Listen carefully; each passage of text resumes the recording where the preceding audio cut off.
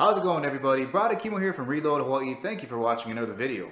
If it's your first time checking out my channel, please consider subscribing by clicking that subscribe button down at the bottom. And don't forget to click that little bell on the side so you can get notifications to when I post a new video.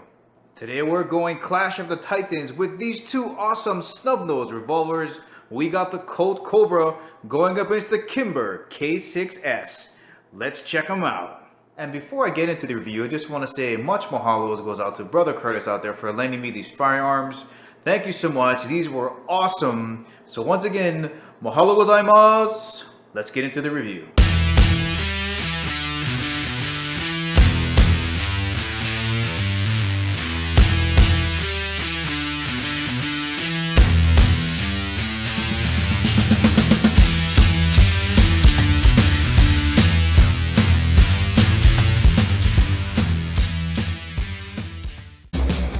Okay, let's do a quick walk around with both of these pistols side by side so you can see the size comparisons. So I looked it up on gun deals. The Colt Cobra is running right around $690 in some places, and the Kimber K6S is running right around $760. So depending on where you're at, it could be anywhere from a $70 to $100 difference.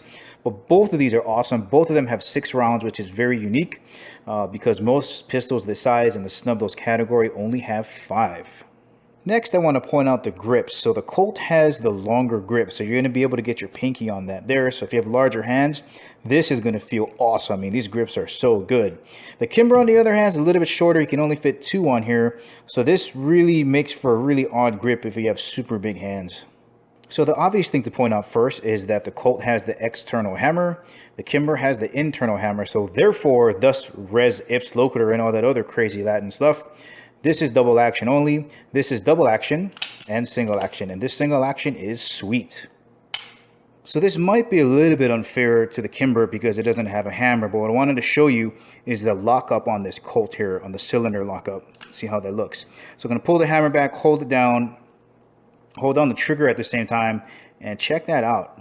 There is absolutely no movement in there. Some revolvers have a little bit of give there. Not on this guy. That's a super tight cylinder lockup, and that is fantastic. It's going to be great for accuracy. Now, because there's no hammer on the Kimber, all I can do here is just kind of show you that it does wiggle around a little bit. But as we're going to see, that doesn't really harm accuracy that much, especially coming out of a snub-nosed revolver. All right, I'm going to pick up the Colt here so we can have a look at its cylinder release mechanism, which is this guy right here. It has its traditional release mechanism, which is a pull. Most Smith & Wessons that I've seen are a push. Colts are a pull like this.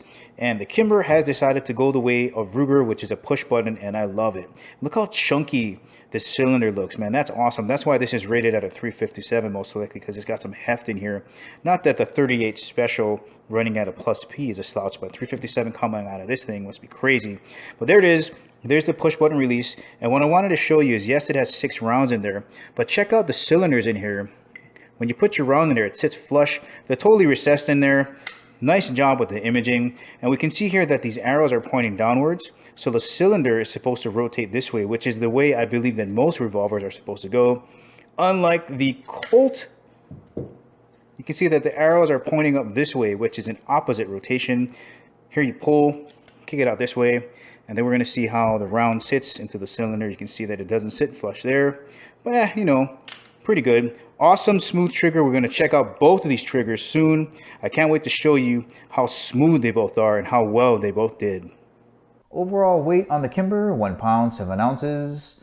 The Colt, I call that 1 pound 9 ounces. Double action on the Kimber, what was that, 9.5, 9 pounds 5 ounces. That is 9 pounds even, and 10 pounds. I say 10 pounds double action Kimber. Double action on the Colt, that looked like 8 pounds there. Another 8 pounds there, and lastly 8 pounds. So 8, I would say 9. Let's just go even 9 pounds double action pull on the Colt. That looked like a 3 pound 4 ounces, 3.9 ounces for single action, and 4. So I say 4 pounds. Kimber 5 yards, Colt at 5 yards. Here's the Kimber at 8 yards, and coming up next will be the Colt at 8 yards. And here, Kimber on the left, Colt on the right at 15 yards. Not bad. What are my conclusions on both of these pistols? They're both very great.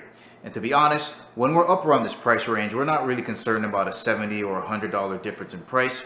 We just want to get what's going to work for the purpose that we're going to use it for. And these are supposed to be for concealed carry. And for that matter, I would go with the Kimber because it's got this hammerless design here, or internal hammer, so there's less to snag. All of these edges here have been dehorned and they're very smooth. And I think this is going to be an easier pistol to handle. And I really do like the push button release more than I like the pull release for the cylinder on the Colt. Even though I like the trigger and the ability to have a single action, double action on the Colt, I think this would be the winner for carrying at CCW. Well guys, that's the ending of this video. I hope you found it useful. If you like it, please share it as much as possible. Give me the thumbs up. If you haven't subscribed to my channel, please do. And as always, I'll catch you guys later.